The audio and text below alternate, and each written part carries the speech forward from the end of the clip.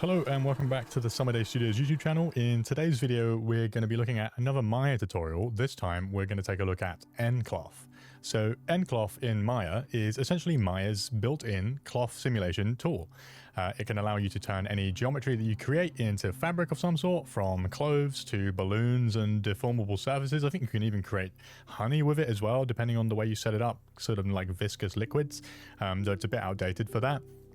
It's quite easy to set up, but there are a few things to consider when modeling objects for simulation with nCloth. So we're going to take a look at a couple different things that we can do with it today. So to just do a very, very basic simulation, obviously first we're going to need some geometry. So simulating with nCloth works best with single-sided objects. So if I just go ahead and create a plane here, you can see that it's single-sided. We don't have any thickness to it since we haven't extruded it. It's black on one side since the normals are inverted, as it is just one-sided, perfectly two-dimensional. That's the best thing to use for nCloth. You can use things with thickness, but it gets a little tricky, and obviously it's going to be higher poly. Generally, for most purposes, you want a single plane. It's just going to work better. The topology is also something you have to consider. If we had very uneven topology on the surface, it's not going to simulate very well. You want to go for even quads, kind of in the same way that you would a character as well. So to simulate that, what we're going to do is we're going to go from modeling up here, and we're going to change this to FX. Then we're going to go to nCloth, and with our object that we want simulated, we're just going to click Create nCloth. And in the beginning, nothing's going to happen. But if I go ahead and hit play, you can see our cloth just starts falling, and that will fall now infinitely, or for as long as your timeline is set up. Reason being is because nCloth simulates gravity, right? And if we were to just drop cloth, it would just fall down, wouldn't it? So there's nothing for it to collide with right now.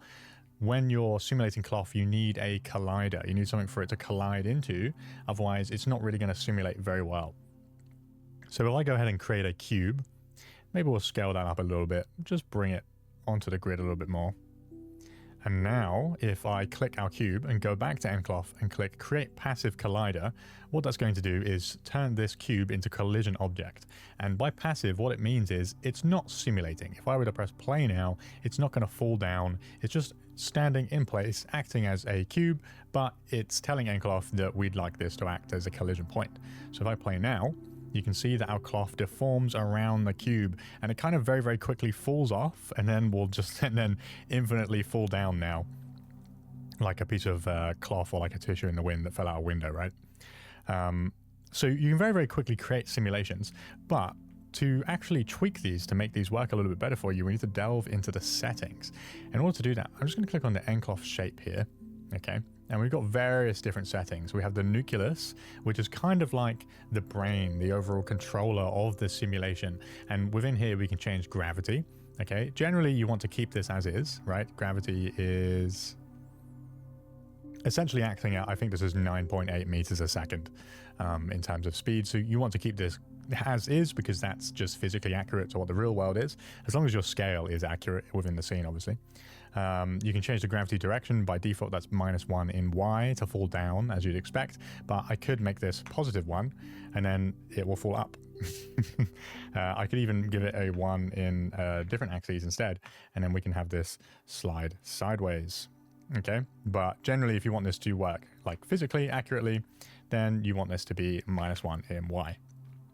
There's a bunch of other settings in here as well that we can change. We can increase wind speed, wind direction, all those things. If I was to add a bunch of wind speed and then play now, for whatever reason, not a whole lot is happening. Sometimes if you set this too high, nothing will happen. It's just a bit of a bug with nCloth. It's quite old, but it can give you quick results as well. If I was to reduce that down to something like 4, then that'll work a bit better. Okay, but what if we want this to not slide off our cube? Well, first of all, let's go into the nCloth shape here, and then there's a few different things we can change. So we've got collision, And within here, we can change the collision strength, the thickness as well, and various different other things. We can also change the friction and the stickiness. So the friction is how much friction there's going to be between our two surfaces. So friction, obviously, in real world is how much something slides around, right? Like a really smooth object. There's not going to be a lot of friction. If you sort of lathered something up in Vaseline, it's going to be really slippery. But if it was, say, Velcro, for example, it's going to be really, really coarse, and it won't slide around as much because there's just more friction. So if we were to increase this up to, say, something like 1, and you need to increase the friction on both the nCloth shape, and there's also a rigid shape, which will be on whatever passive collider you have. Make sure to change that to 1 as well. So whatever you set within your nCloth shape, change the same for your collider as well.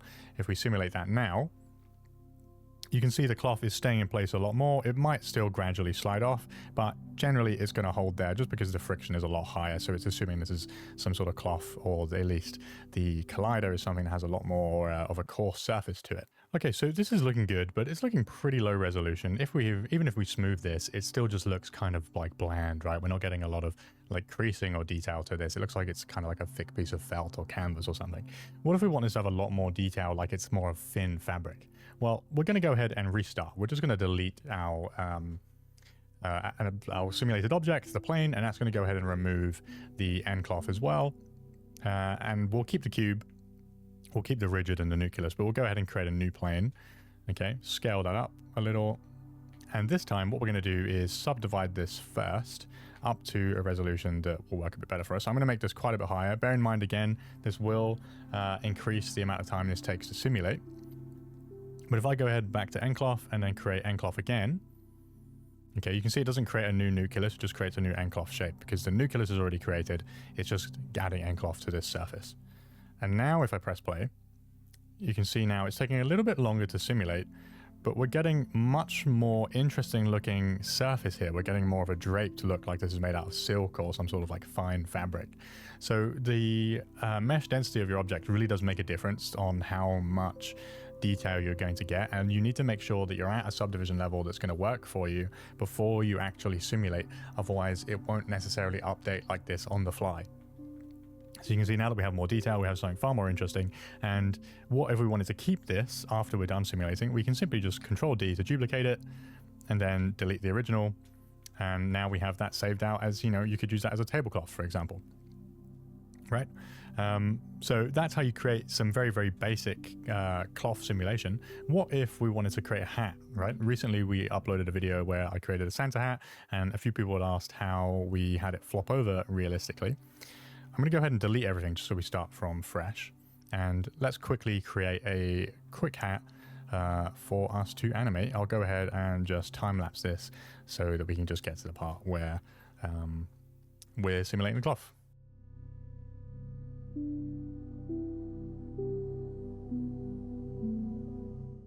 Okay, so I've created some quick bits of geo just for the hat shape. To simulate the part that we want, we're actually going to have to just extract this off, right? Because the base of the hat isn't going to be simulated. We just want this top floppy part.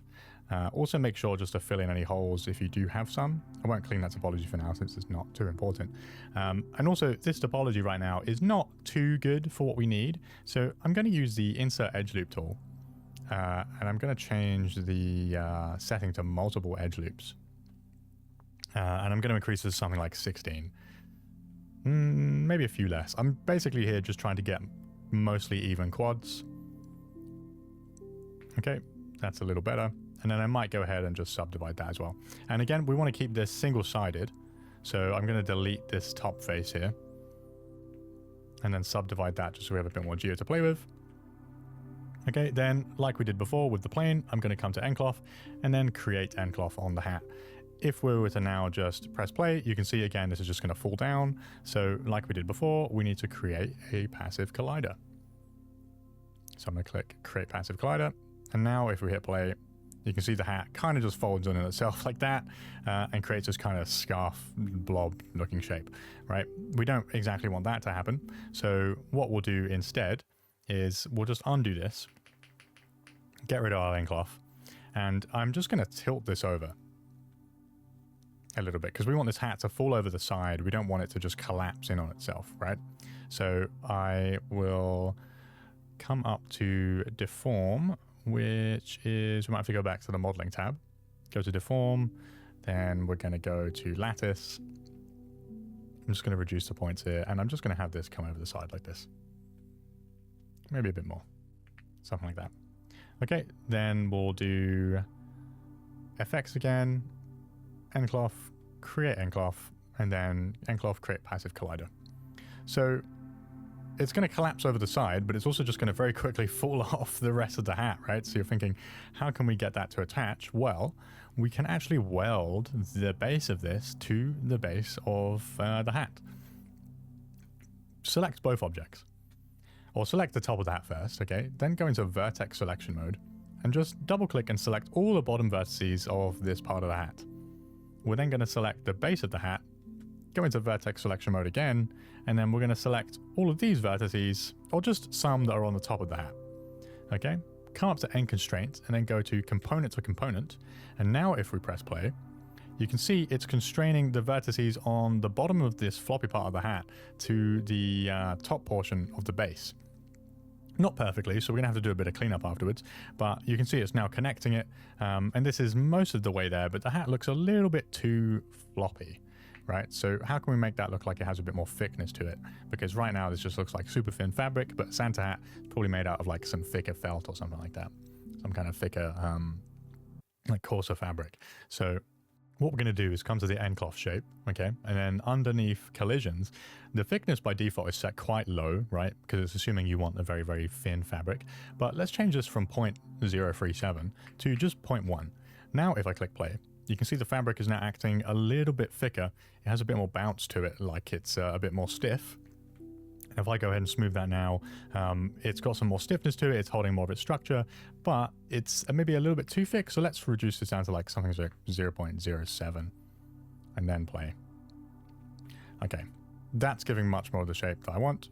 Okay, so you can see now that I've increased the thickness to 0.7, it's a lot more rigid, and because we have a higher subdivision level, we're getting some of those nice creases as well.